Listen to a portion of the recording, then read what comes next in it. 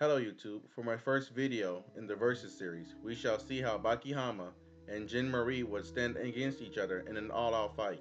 I will be starting off with background information from both series. The God of High School will be first. Jin Marie is the main male lead in the series The God of High School, and he is around the age of 17. The series starts off showing Jin Marie walking along a path while thinking upon his own strength, and then suddenly being interrupted by a person in a suit. This person then asks Jin Marie to enter a tournament known as the God of High School. Jin refuses to enter, being in a happy-go-lucky mood, while the person in the suit insists. The person then states himself as being named R, which we find out he is Judge R. At this point, he makes a deal with Jin. If Jin fights him and he wins, he can do whatever he wants, but if Judge R wins, Jin will have to enter the tournament. To his surprise, Judge R wins, and to Judge R's surprise, he ends up with a broken arm. Moving on to the next series, Baki the Grappler. Baki the Grappler is set in Japan, while the God of High School is set in South Korea, or Korea in general. The series of Baki the Grappler starts off with the main male lead, Baki Hanma. Baki is around the age of 13, and we also find out the reason for his harsh training is to become strong enough to defeat his father, Yojiro Hanma. Now I will explain a bit more on the abilities of each fighter using the anime series for Baki and the manhwa series for Jin. I'm going to start with Baki first. Baki has been training since he was 13 years old, training both by himself and using physical regimens of trained doctors. Baki was shown in the anime to be capable of fighting 100 men even while he was only 13. Baki lost a fight, but he knocked out around 50 fighters before he was overcome by the numbers. Later on, Baki then furthers his training, and is at this point he achieves a higher state of abilities while fighting a massive ape-like monster known as the Yashu Zaru, eventually defeating this monster.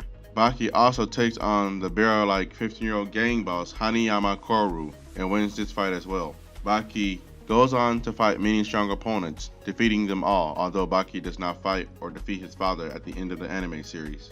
Moving on to the God of High School, Jin Marie was trained by his grandfather from a young age. While his grandfather, Jin Taijin, was training in Taekwondo, he noticed infant Jin Marie standing up on his own two legs and mimicking his movements.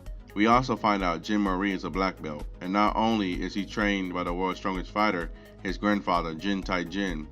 Jin also received additional training from the member of the Six, Nam Boing Chim, in the art of using acupuncture. Jin also furthers his training with solo and team training. Now before I analyze the fight, I want to start around one rule. Later on in the series, Jin is discovered to be a monkey sage, or the Monkey King. In this fight, he will not use those abilities which would be in the parameters of his sage mode. The stage will be the God of High School tournament. So I believe the fight will start off with Jin and Baki first testing each other. Although they both somewhat aggressive fighters, they also have proven to be able to use their mind to shorten ability gaps. As the first starts off, they will most likely trade simple but very strong blows, testing each other, trying to get a feel for what each other can do. I believe Jin will use his renewal Taekwondo early on in the fight and try to get the match finished soon. And because Baki tends to use a mix of martial arts and boxing, he will most likely let Jin take the first offensive.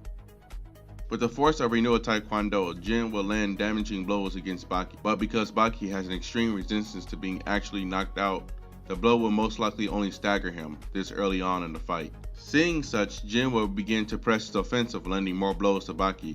I believe Baki, being pressed hard at this point, would then change his defense and offense, and he would then begin to land blows against Jin. Baki would then exploit one of Jin's openings, which is not many.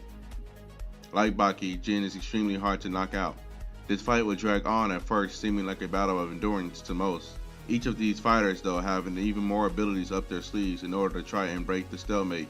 Jin at this point, being tired and in pain due to renewal Taekwondo taking a toll on his body, will resort to using a combination of acupuncture and a technique he learned from Hai Daiwi's The Blue Dragon Storm.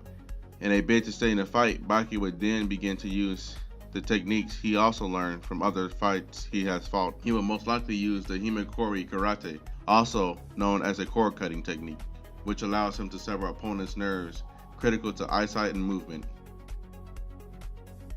Jin would lose some of his movements, but his acupuncture abilities will begin to give him far too much of an edge.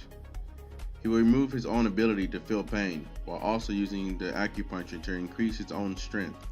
Although Baki has adapted so far, he would not be able to continue to adapt. Jin Marie will still be hit, although it would do nothing. At this point in this fight, he will begin to lose strength rapidly.